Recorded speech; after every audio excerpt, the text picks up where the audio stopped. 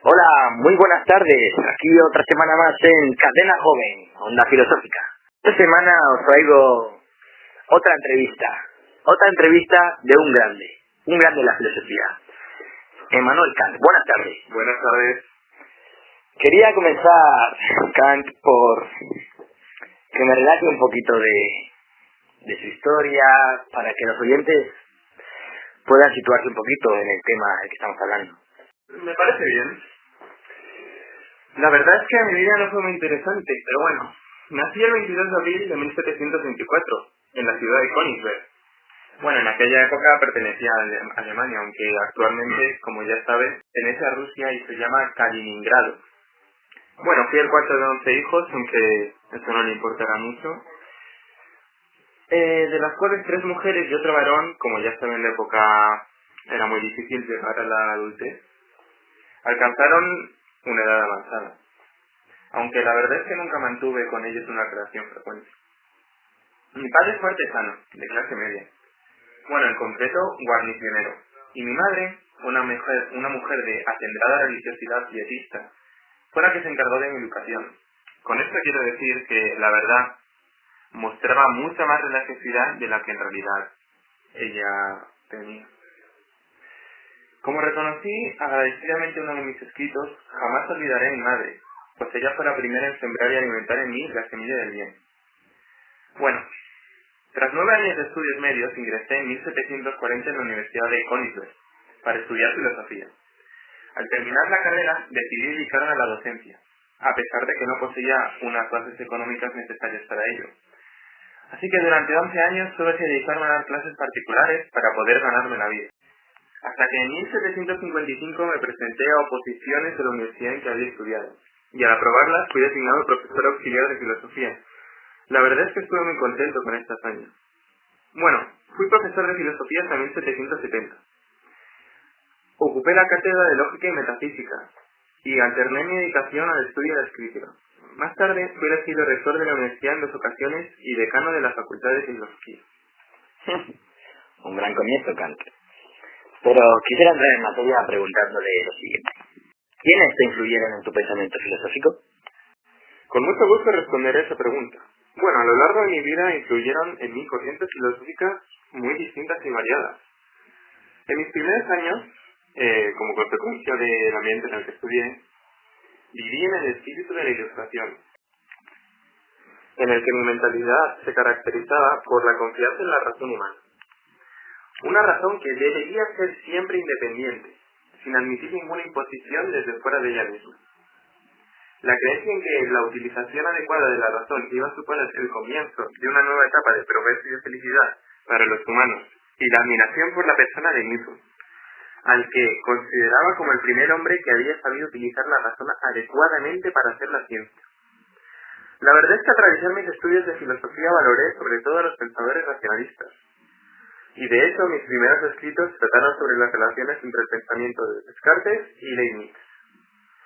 Posteriormente me decanté más por Rousseau, el que influyó en mi forma de pensar. Su lectura me provocó el primer conflicto con la mentalidad que poseía en esta etapa de mi vida. Hasta ese momento solo había puesto todas mis esperanzas en el cultivo de la razón y en el desarrollo de la ciencia. Pero la lectura de su obra me convenció de que por mucho que progresara la ciencia, no conseguiría hacer de que los seres humanos fueran mejores y más dichosos. Bueno, por último, la verdad, un filósofo que me influyó bastante fue David Hume, que con sus ideas provocó los conflictos más profundos en mi forma de pensar, en mi interior, y cuya obra dio origen a la que se ha llamado la etapa crítica de mi pensamiento, que comenzó alrededor de 1770. Hume fue el que me sacó del sueño dogmático en el que me encontraba sumido hasta ese momento, y fue el que hizo que mi filosofía se orientara por otro camino distinto a los que había seguido hasta ese momento. Entiendo. Tengo una segunda pregunta. Dice usted que en la primera parte de su obra explica por qué las matemáticas son una ciencia, y también cómo se produce el conocimiento sensible, pero ¿qué tendrán que ver las matemáticas con la facultad de conocer a través de los sentidos? Bueno, para que los oyentes puedan comprender mejor mi pensamiento, voy a explicaros 2 tipos de juicios. Los juicios a priori, que son aquellos que no tienen su fundamento en la experiencia, sino en el ejercicio de la razón pura. Es decir, son universales y necesarios. Por ejemplo, el todo es mayor que las partes que lo componen. Lo peculiar del pensamiento kantiano, en este punto sea, mi pensamiento, es su creencia en la existencia de juicios sintéticos a priori. Por ser a priori, no tienen su fundamento en la experiencia y son universales y necesarios. Por ser sintéticos son extensivos, nos dan información nueva. Estos juicios no son posibles en la metafísica, pero sí en matemáticas y en la parte racional de la física. Voy a poneros dos ejemplos. Por ejemplo, que 4 más 3 son igual a 7 y que la línea recta es la distancia más corta entre dos puntos. Es decir, no tienen su fundamento en la experiencia, sino por el propio razonamiento adquirimos estos pensamientos e ideas. Bueno, el otro tipo de juicio es el juicio a posteriori, en el que los que se verifican recurriendo a la experiencia. Es decir, son juicios empíricos, se refieren a esos. Tienen una validez particular y contingente. Por ejemplo, que los alumnos de filosofía son aplicados o los ingleses son tranquilos. Bueno, explicados estos puntos, voy a empezar a responder a su pregunta. Bueno, para empezar, las matemáticas, ¿por qué son posibles? ¿Por qué son posibles como ciencia? Debido a que se fundan en las formas a priori de la sensibilidad, y lo mismo ocurre con el conocimiento sensible. Por eso lo denomino estética a esta parte de mi obra, ya que la estética es la parte de la filosofía que se ocupa de la sensibilidad. Los seres humanos conocemos sensiblemente al volcar unos elementos a prióricos sobre el material que recibimos de los sentidos, es decir, las formas a priori de la sensibilidad. Y este es el motivo por lo que muchos de los juicios que elabora el conocimiento sensible son sintéticos y a prióricos. Pues bien, los elementos a prióricos que hacen posible el conocimiento sensible son también los que hacen posible el conocimiento matemático. Las condiciones de posibilidad del conocimiento sensible son, asimismo, las condiciones de posibilidad de las matemáticas. Y ese es el motivo por el que los juicios de esta ciencia son sintéticos y a prióricos. Bueno, dicho así puede resultar bastante difícil de entender, pero voy a ir explicándolo paso a paso y verás cómo tú y tus oyentes podéis entenderlo fácilmente. Y espero. Todo lo que vemos, oímos o percibimos a través de los sentidos son intuiciones empíricas, por lo que la sensibilidad es la capacidad de esta, la capacidad de captar y percibir el mundo. Las intuiciones empíricas poseen un contenido material que procede de la realidad, del objeto conocido, y de un elemento formal que procede de nosotros mismos. Los objetos, la realidad, las cosas en sí, como me imagino ya habréis estudiado en el colegio, nos envían a los sujetos del conocimiento a un caos de sensaciones que nosotros organizamos mediante las formas a priori de la sensibilidad. Y es imposible conocer al margen de esas formas a priori, puesto que son el modo de conocer de los seres humanos. Las cosas en sí, la realidad tal como es en sí misma, nunca es conocida por nosotros. Por eso lo denomino el noumeno, lo incognoscible, es decir, lo que no percibimos. Lo que conocemos mediante la sensibilidad, el objeto de conocimiento sensible, las intuiciones empíricas, no son la realidad, ni mucho menos, sino el aparecer de la misma, el fenómeno sensible que no es nunca el objetivo en sí, sino el objetivo para mí. Es decir, muchas veces los sentimientos nos engañan. Por lo tanto, lo que muchas veces percibimos como real, en realidad no lo es. Efectivamente, esa es a la conclusión que quiero llegar. Bueno, intento seguirle. Entonces, si no conocemos la realidad, si lo que conocemos es el fenómeno sensible, pero no la realidad, su filosofía tiene que ser calificada de idealista, ¿no? Puesto que reduce lo real a lo pensado a las ideas. Se confunde, aunque la realidad, la cosa en sí es incognoscible, sin ella no habría conocimiento. Como usted prefiera, si quiere creer que mi filosofía es idealista, créalo. Pero mi idealismo es un idealismo trascendental, que no niega la realidad, no, sino que exige su existencia para que pueda haber conocimiento, puesto que es la realidad la que proporciona la materia del mismo. Sin esa materia, las formas a priori de la que ya le he hablado antes de la sensibilidad, no tendrían sobre qué ejercitarse. Sin el objetivo en sí no podría haber conocimiento, puesto que las formas a priori tienen siempre que volcarse sobre algo para poder producir el conocimiento. El objeto en sí es totalmente incognoscible, pero solo hay conocimiento cuando este objeto se provee de las formas a priori de la sensibilidad, de las intuiciones puras, que no le pertenecen, pero que el sujeto cognoscente proyecta sobre él. convirtiéndola entonces en un objeto de conocimiento, o fenómeno sensible. Lo que quiero decir con todo esto es que el objeto en sí no lo podemos percibir. Lo que percibimos de él es a través de nuestra sensibilidad e intuiciones. Es decir, que a través de lo que nosotros adquirimos como una forma, lo reflejamos y lo analizamos. Y llegamos a la conclusión de un objeto o de una realidad, pero que en realidad no es la realidad, sino lo que nosotros pensamos que es.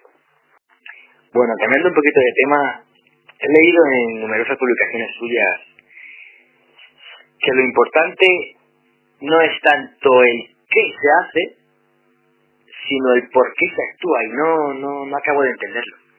Bueno, la verdad es que este tema es un poco difícil de entender. Voy a poner un claro ejemplo. Bueno, como ya sabemos, uno de los mandamientos más conocidos es el no matarás o el no robarás.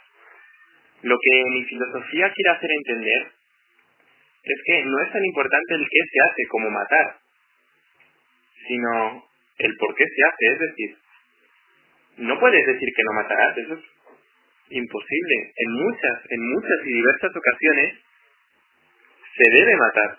Bueno, no, quiero explicarme de otra manera. No es tan importante el qué como matar, sino el por qué. Por ejemplo, en defensa propia.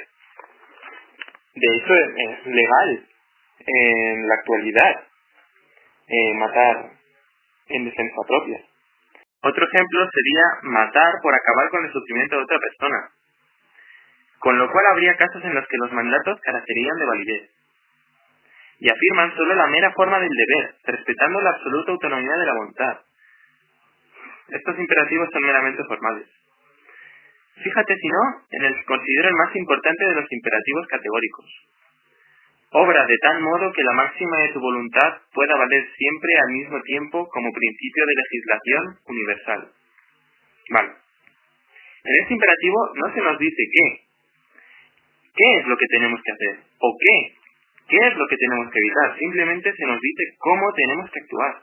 En este imperativo queda también reflejado claramente el carácter universal de la ley moral, que la máxima de tu voluntad puede valer como principio de legislación universal, como no podía ser de otra manera, puesto que proviene de la razón, y la razón es patrimonio de todos los seres humanos. Bueno, Kant, vamos a salir un poquito de esos temas serios, porque me han llegado rumores, si no me equivoco, a que eres un poco fiestero, ¿no? ¿Qué sueles hacer por las noches? Pues la verdad es que estás del todo equivocado. Aunque sí que es verdad que trasnocho bastante, no duermo casi nada. Pero no es porque yo quiera dormir ni no pueda, sino que opino que estar despierto solo 14 horas es derrochar demasiado tiempo. Es decir, todo lo que podemos hacer por la noche, ¿no? Me recuerdo yo en mis épocas en la Alemania antigua en la que me pasaba las noches leyendo filósofos como Hume, Rousseau. La verdad es que me apasiona la noche, pero no desde ese punto de vista. Considero que las fiestas son necesarias, pero no en ese descontrol en el que se ve sumida la sociedad actual. Me parece la verdad reprochable y moralmente injustificado. Espero responder a tu pregunta y no aburrir demasiado a tus oyentes. ¿Y del deporte, Kant? Háblame del deporte. Bueno, la verdad es que nunca me he planteado hacer deporte. No lo he necesitado, porque la verdad es que caminaba mucho por las ciudades. Lo que me gustaba más era observar, por ejemplo, edificios en construcción. Cosas como esas y pensar en cómo el ser humano, a través de estos pensamientos a priori y a posteriori aburridos en los que he hablado anteriormente, pueda llegar el hombre a construir edificios o los relojes, algo tan simple que vemos cada día, que si abrimos es de una complejidad infinita. Eso la verdad es que me fascina muchísimo. Creo, Kant, que esta ha sido una de las mejores entrevistas que hemos tenido esta semana. Oh, por favor. Te agradezco mucho que hayas sacado tiempo para estar aquí con nosotros una vez más. Gracias a ti, y de verdad que ha sido un placer.